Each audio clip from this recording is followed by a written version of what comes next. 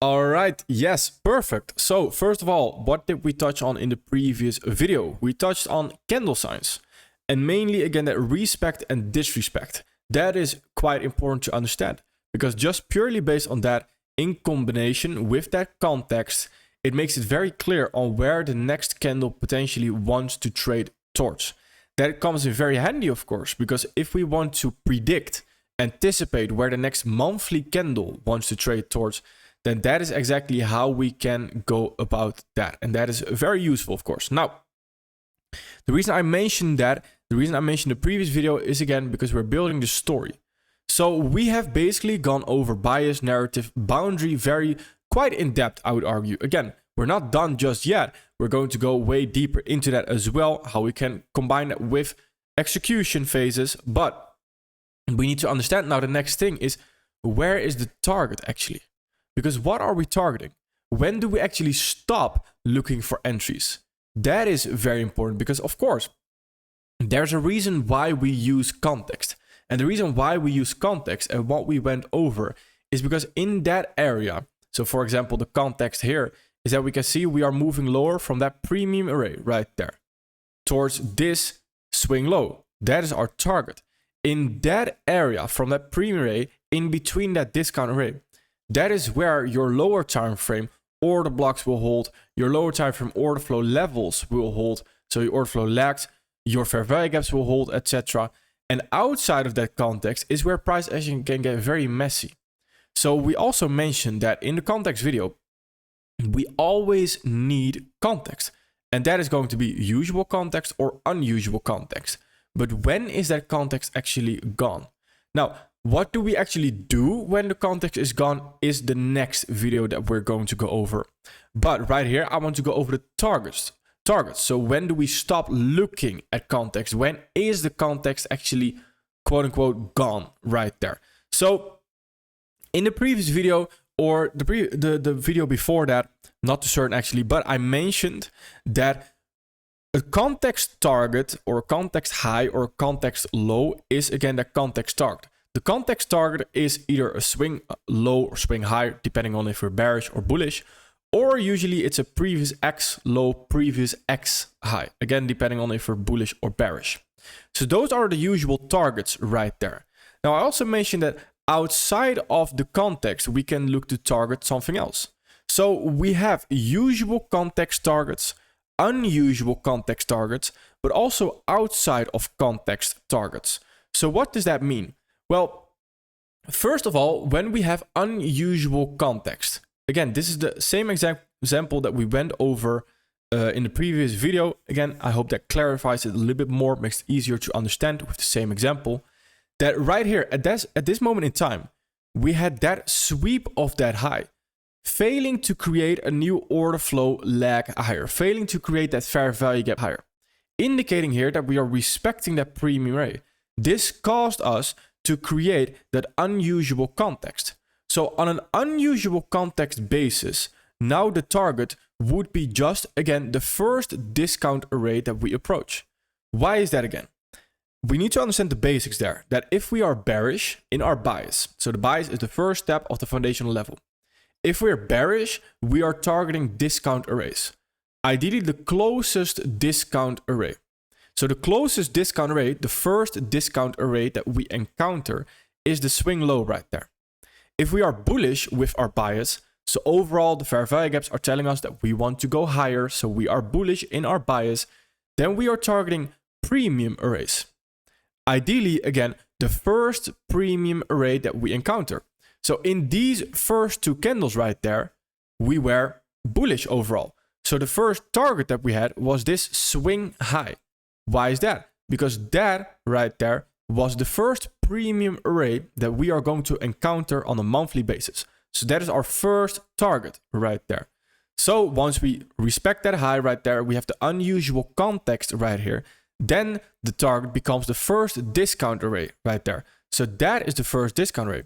This creates, again, that context, where the context is now, we are moving from this protected high towards this weak low right there, with the weak low being the target. So the weak low is the target right there. Also understanding right there that once that week low is taken, you do not want to actively look for any new trades anymore because the context low, the target of the context has been taken. So you want to take a step back. Now, what do you do after it? Again, that is where the next video comes in. Now, that is important, that is in an unusual context is your target. All right, but we also mentioned that if we want to capitalize on this ID right here, then waiting for the monthly is just very simply going to take too long. Why is that? Because we are not creating a fair value gap lower. We are not creating a premium array, a valid premium array, before we can actually dive into the monthly time frame right there to enter off the monthly time frame to target the monthly low. No. So we need something on the time frame below it to tell us, hey, can we capitalize on this ID through narrative? Because on the monthly, if we are going lower, where are we going lower from? Well, we don't really have a fair value gap just yet before we reach this target. So there's no clear boundary right there to enter off of to target that low before we actually reach the low. So right here, if we go into the weekly time frame, if it wants to, yes, perfect. So here we have the same monthly context. But at that moment in time, once we are respecting the high to the left right there, we can see that we are also creating a fair value gap lower on the weekly time frame right there. That is our new narrative at that moment in time, right? Because that is, if we are continuing lower, where are we likely continuing lower from? That narrative is the weekly value gap to continue lower from. That creates also the boundary. That is our context PD array. That is the boundary of the context, the third foundational level. So that also creates a target. Because we need to understand that the context right there, every time I refer to a target, is the same target on the same time frame. That is the same with if we are respecting something. For example, here on the weekly, we can see that we are, well, we could be disrespecting this high because we are closing above it on a weekly. Then we need to understand that that high is a monthly PD array. So to add on to the candle signs a little bit more as well in the previous video, if we are respecting something, then we are respecting it on the same time frame that the PD array was created on. Yes, in that weekly fair value gap that we're seeing right there, we are not closing inside of it on a weekly basis, which is exactly what we want to see. Weekly PD array, weekly candle signs. But if we are, of course, if we are looking at the 1 hour time frame, we are going to close in that weekly fair value gap. Of course, but that is not relevant. That is where what we talked about, that displacement on the higher time frame in the form of that wick is going to be fair value gaps lower on the 1 hour time frame, for example, on the lower time frame. So that is the same premise with our context. Our boundary is on the weekly time frame, so our target is also on a weekly time frame. But what we saw, we also have a lower target right there, eventually that we can reach for. But now it becomes very tricky because when we come into this weekly fair value gap right there, in the form of that weekly premium array, we understand that the overall target that we had established was this monthly low right there. So can we take every 1 hour fair value gap lower right here to then continue lower to enter on, etc.? No. We always need to have new context, which also is established by having the target. Because the target is understanding when the first context is gone. So at that moment in time, we have this target right there. That is our first target. Yes, this is the target of the unusual context, so on the time frame above it. But if we are entering on the 1 hour time frame, then once this low that is sitting right there is taken, we do not look for new entries until we have new context.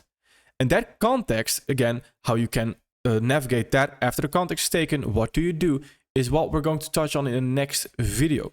You just need to understand that right there, once that context is taken, you do not go into the 1 hour time frame to look for new entries again. No, you want to take a step back. So an entry should always be performed inside context.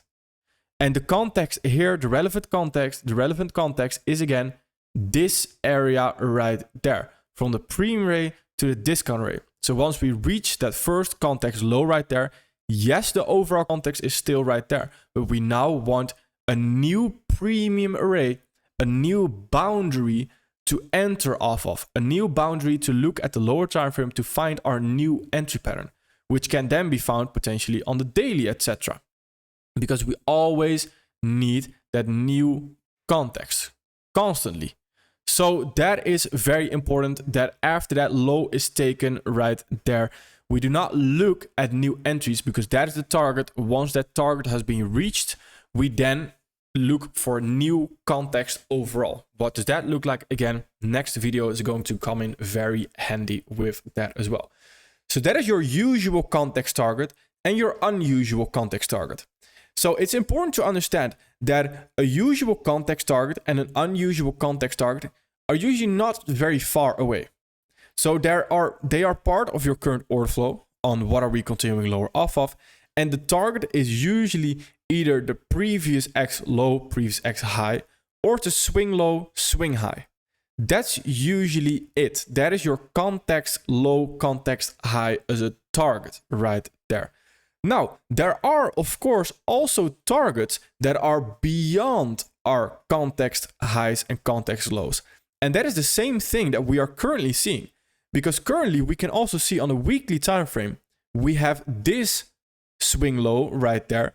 And we also have this swing low, which is, of course, we know that that's a monthly context low. But if we did not know that that's a monthly context low, and if that's not a monthly context low, then we can see on the weekly time frame, we now have 3 targets. 1, 2, 3. The last 2, so this one and that one right there, are not part of our weekly context. Meaning that after we take this low right here, we again don't want to look for entries. We need new context again.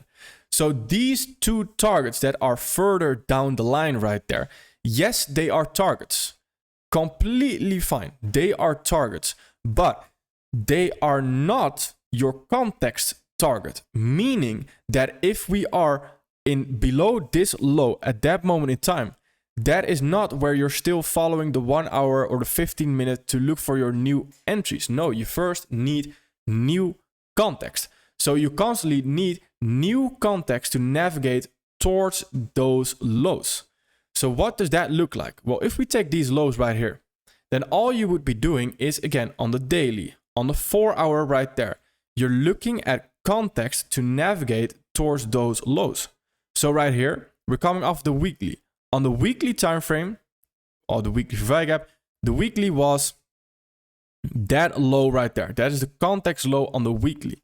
Then right now, you would, all right, let's see if the fair value gaps here are telling us new context to then target this low right there. But even with that, we need to understand that once we have this order flow lag right there, and let me use the replay tool to clear it up a little bit. Once we have this order flow lag right there, what can we continue lower from? Well, we have a very small fair value gap at the top with an order block right there. We can continue lower off of that. But we also need to recognize that at that moment in time, if this is our context again, the premium rate that we can continue lower from right there. And what is then the context? What is then the target again? The target on the 4 hour time frame is again this low right there.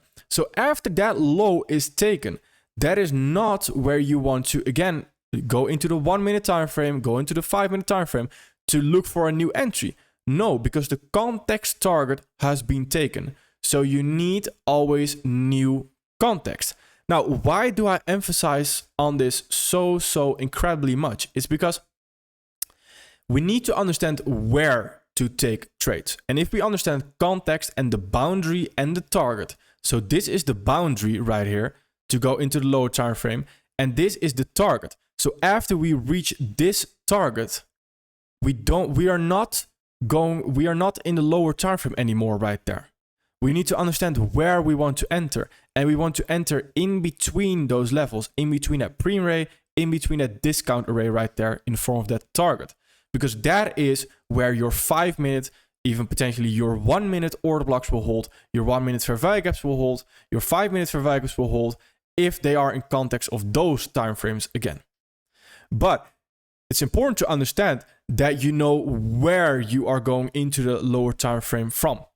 So you know the exact spot where you are allowed to go into the lower time frame, because you can see here that we are in the lower time frame in very specific moments. It's not random, as in we are not in the lower time frame right here. At this moment in time, we are not in the lower time frame. Why not? Because simply there was no context right there for us to go into the lower time frame. And you can see, where does the messy price action happen? The messy price action happens where the consolidations happen, etc., happens when we don't have that context. And believe me, why I mention the higher time frame here, or the analyst phase, does the hard work. It's because if you understand the context, then you know where your lower time frame will hold. Lower time frame will always have fair value gaps, order blocks, potential entry patterns everywhere. But you need to understand from where to where. So what are the limits right there? What is the boundary and what is the limit to where you can take an entry? That is your boundary context and your target context. In between foundation level 3 and 4, that is where you look for the entry pattern on the lower time frame. Once the target has been reached, you do not look for your entry anymore, because that is where it now gets messy. So we need to understand, again, what we've been touching on this whole time is understanding where our entry pattern happens constantly, which means that overall, this weekly low that we are seeing right there, that target that we had, yes, that is our target. That does not mean that we can just go into the 5 minute time frame right there to keep on targeting that low. No, because here on the 4 hour, we trade 4 hour context right there to continue lower. So we can potentially go into the 5 minute right there. But once the context low has been reached for the 4 hour, we need again new context. So that new boundary to go into our entry pattern again. That is very, very important, because basically this area that we are seeing right here, from that context low to the weekly fair value gap, that is not where you're going into the 5 minute to look for your 5 minute order flow to look for entries on. That's not how you would approach that. That is where you take a step back to potentially go into the 1 hour to look for your new context lower again. That is very, very important to understand, because we can also see, look how messy this price action gets right here. Because we don't have context. Look how clean the price action was moving from that first premium rate on the 4 hour towards this low right there. That is because we have context. So here you're going to get chopped up right here, lose all your profit. And that is because you're not trading in a context. You're not trading from a boundary to a clear target. So that is what we need to understand, that this weekly fair value gap again, the weekly low, the weekly swing low right here, and as well lower right there, they are targets. Yes, they can be a draw on liquidity. Yes, they can be used to help understand our bias and to help understand our narrative overall, because those are the direction, the overall target that we have on the longer term where we want to trade towards. They are not context targets. That is also why I mentioned that these discount arrays, they are targets, and we currently are going over targets. The boundary where you want to trade off of is always on the right side of your chart. It's always part of current order flow. These targets are never, it's a no-go. Never can be used as a boundary to look for a trade off of. Unless it's very specific conditions and we switch daily order flow bullish all of a sudden, etc. It's a different story. But those are not, the targets are not boundaries to go look at your 1 hour entry pattern, etc. No, that's not how it works. So if we take a look at another example, then afterwards we can see that we went over the story as well yesterday in the previous video, where we had the monthly fair value gap and we are not respecting it right there. So the next discount rate that we can reach for is, the premium rate is that high. So understanding the bias here is, again, all right, the bias is bullish, narrative, how can we deliver there? Currently, we do not have a monthly value gap or anything, so we can go into the time frame below that to look for our usual context, because this, again, is our unusual context. Unusual context target high is right there. Now that context or that target high is, again, not where we can now go into the 1 hour to look at every 1 hour order flow lag higher to hold right there. No, it's not how it works. So right there, we go into the weekly time frame first. Do we have anything on a weekly? Not really. Do we have anything on a daily? Yes, because we also talked about this right here, right? That daily fair value gap and this daily order block. Those two are, again, narrative boundaries, because if we are going higher, where are we going higher from? From those discount arrays that are sitting right there. Those boundaries have their own targets, where the first target is right there, that swing high. So after that swing high has been taken, that is, again, when you take a step back, need new context. Then we can see, again, what we went into a lot more detail is that we swept this previous day low in the previous video, and we now target this context high right there. So that small area is our context. And then afterwards, we need new context again. And this is the discount rate that we are likely continuing higher off of. That order block, all right, interesting. Then this right there is, again, the first premium rate that we encounter. So that's our target context again. So this area right here above that high is where we now need new context to potentially get involved again. So you're always trading small context towards the bigger target that is sitting right there. It's not just we have that target, so right now, all right, perfect, we can go into the 1 hour time frame and look for every long opportunity. No, to look for those 1 hour and 1 minute even long opportunities, you need to first have context towards that higher time frame drawn liquidity right there, towards this overall drawn liquidity. And that is the same with if you want to target beyond that. So after this high, the next discount array is this high right there. If you want to target that, you need context to guide you there. So that is very important, where we've just gone over usual context targets, unusual context targets, and outside of context targets. Now, again, this is something we'll go over way more in depth on as well. It's just very important to understand for you right now. And if you can understand this, then you have understood the video. So that is all I need you to understand right there, is that once we have a higher time frame target, etc., then we need to establish that this is not something we can just trade towards. As in, yes, it's a longer term target, longer term draw on liquidity. But we need to first have a boundary right there, a discount array that we can push higher from, which leads to that context. That context has a target in itself.